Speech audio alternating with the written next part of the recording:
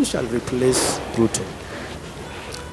In the event that plague number 9 carry out or actually gets fulfilled, who shall replace Ruto? I say in the event because plague number 9 is coming. Plague number 9 is coming. That plague, I told you what it entails. It entails Ruto's affliction. And plague number 10 comes also, comes hot on the heel of plague number 9. Plague number 10 is death. Death of your king. Plague number 9 is affliction that gives way for plague number 10. Question is this, Kenya. Who shall replace your Ruto?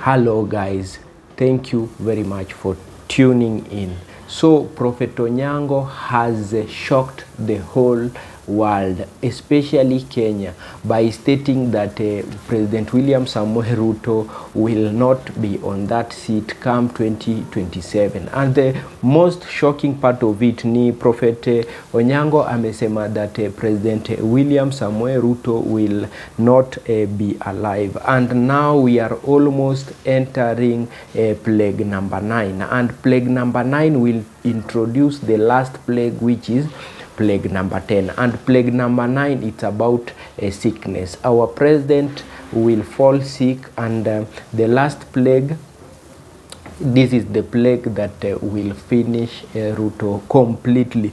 So guys, before nicheze hiyo video, I just want us first of all focus on how Ruto has managed to swallow Kenya. Ruto has managed to swallow the parliament. Ruto has managed to swallow the church. Ruto has managed to swallow the judiciary. There is nothing that the parliament can help Kenya with. We saw this during the Gen Z demonstration. The parliament betrayed Kenyans by voting in the finance bill, and this caused a lot of problems. And everybody believes that Ruto is the one who introduced some tokens to them so that he can manipulate them. And these are just most of allegations that are there in social media. So guys, in this video, let me first of all play this video so that you can see the man of God supporting this point. Now, where we are right now is fulfillment of prophecy. I told her the greatest tragedy Kenya will also have is Ruto swallowing Raila Odinga, Ruto ensnaring Raila Odinga. And Raila Odinga has actually given in to, he has given in to Ruto's tricks. He got ensnared and he saw the snare coming, and Raila Odinga just threw it all. I see in Raila Odinga an ISO. I see in him an ISO syndrome. And I want Raila Odinga personally. I also be able to have the messages reach him. And all Kenyans know that as a prophet, I did my part. I did my part, try to save Jaduam, try to save our own. He was the only one that was remaining on Ruto's path, because Ruto swallowed parliament, Ruto swallowed judiciary, Ruto swallowed Senate, the August House that is also the Senate. Ruto swallowed all the arms of the government. The executive, he swallowed it. And Ruto swallowed the Kenya's church clergy. He swallowed them. And Kenya has no opposition. I told us that we will come to a place where Kenya will have no opposition. So parliamentarians that maybe appear like they're in the opposition, they were swallowed. So I told you that parliament will vote with their stomachs, vote with their feet, and they'll never apply reason to their voting. Any legislation that will pass through parliament, I told you, that Kenya's parliament will rubber stamp them. Some of them will rubber stamp them blind. And to date, it is confirmed. Just the other week, I told you that this finance bill that people are dying for, blood is being shed, it will pass. I told you that it will pass the finance bill. Today, the finance bill passed. Regardless of those who died and shed blood and all the noise that were made and all demonstrations, I told you, you have a parliament that can actually legislate anything. And to the glory of God, having me speak his word, it has been confirmed. So Kenyans, you are on your own. Very bad for the nation. And so this one confirms what I told us, that we have entered a lull season, a dark season. And during darkness, you know what happens. When it is darkness, there's stealing, there's robbery, there's spoiling, there's plundering. And so Kenya is spoiled and Kenya is drunk. Our politicians are so drunk. Now, the drunkenness of our politicians, you can see what they speak, what they say. And it's so sad that you can see the drunkenness where you are Nairobi governor. Dares, and he carries out his threat. And that's your Kenya, where such are above the law. No one will arrest him. That's your nation where hooligans, are hired to deal with the persons. Very sad. That is your nation. I told you that the nation will be drunk. Your politicians are so drunk. You hear how they talk and they carry out their threats. And you hear someone tell, Sakaja, are you there? Do not sleep. And Sakaja say, yeah, I will not sleep. So he tells that he's also another one.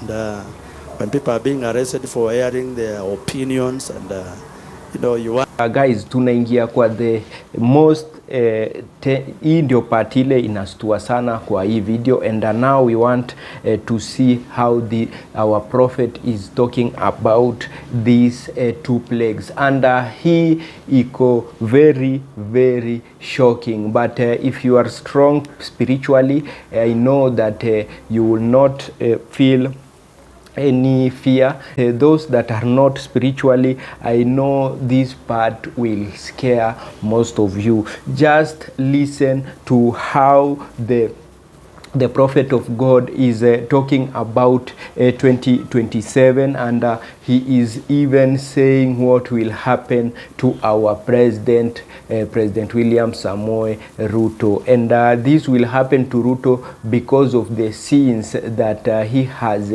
done to our country. Na pia Ruto as the king, Ruto used to stand on top of vehicles during campaign, akitumia hata jina ya Mungu vibaya, that Bwana Yesu asifiwe, Bwana Yesu asifiwe, and yet behind the scenes the regime is doing dirty work. So listen to how the prophet is prophesying about the future of Kenya. Who shall replace Ruto? In the event that plague number 9 carry out or actually gets fulfilled, who shall replace Ruto? I say in the event, because plague number 9 is coming. Plague number 9 is coming. That plague, I told you what it entails. It entails Ruto's affliction.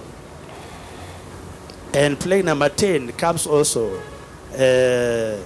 comes hot on the heel of plague number 9. Plague number 10 is death. Death of your king. Plague number 9 is affliction that gives way for plague number 10. Question is this, Kenya. Who shall replace your Ruto? With whom will you replace Ruto? Parliament cannot govern the nation. Your speaker cannot even rule for 90 days. Your Wetangula cannot preside over leadership for 90 days in the absence of Ruto. Now, your Senate the Senate Speaker also, your king cannot be a king even for 90 days, even if he's 60. Then also, your judiciary cannot be trusted to make a ruling that actually will be viewed as wise, because we don't have judiciary.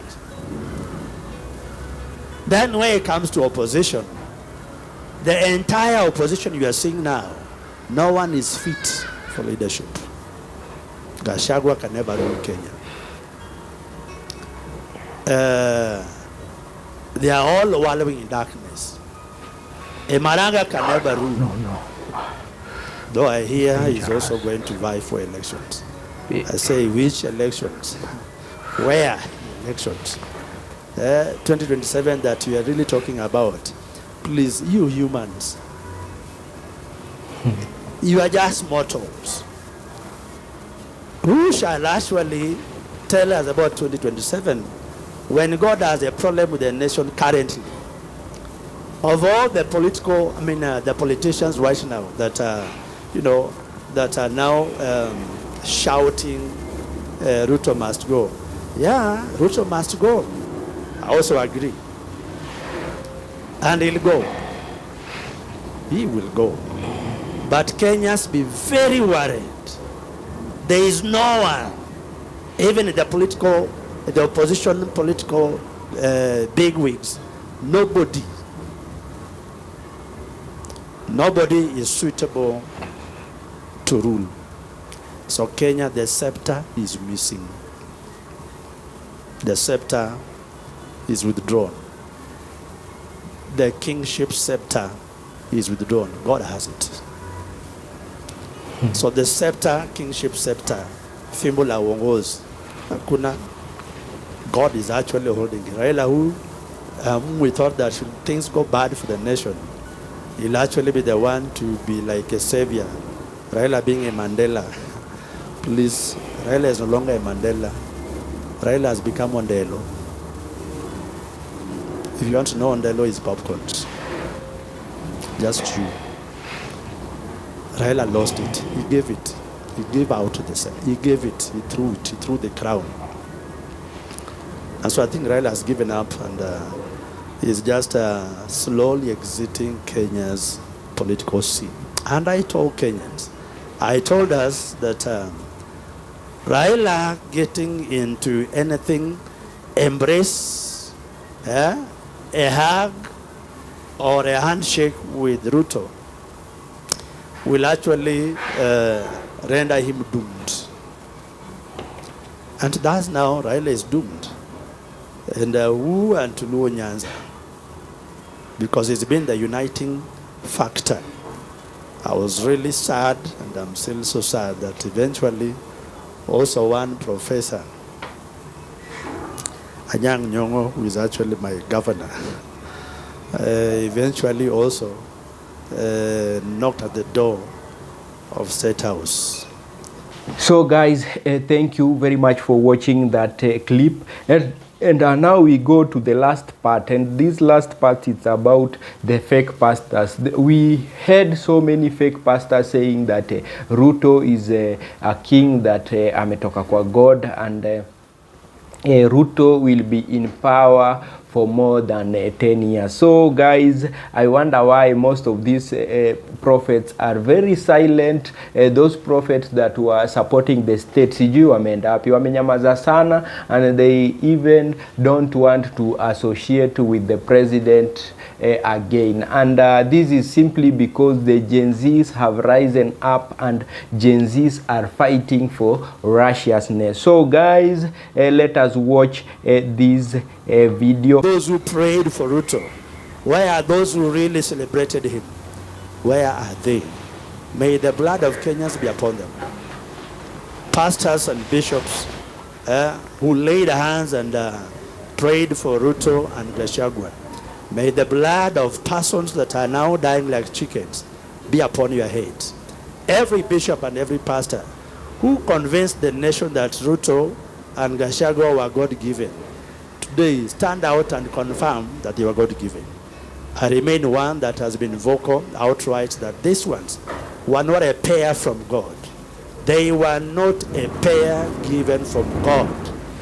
And I still remain and stand on what I told us as a nation some 2 years ago, 3 years ago as well as 4 years before we entered elections. And so to date, I tell us Kenyans, who shall replace Ruto? Guys, welcome back to our YouTube channel, and if you know you are new here, kindly don't hesitate to take your 2 or even 3 seconds and subscribe to our YouTube channel. And to our returning subscribers, thank you very much for always showing us support through either liking, commenting, and even sharing some of our videos. So guys, without further ado, let us wait for the next video. Bye bye, and have a nice evening, a good night, a good morning, a good day, depending with the time you will be watching this video. Bye bye.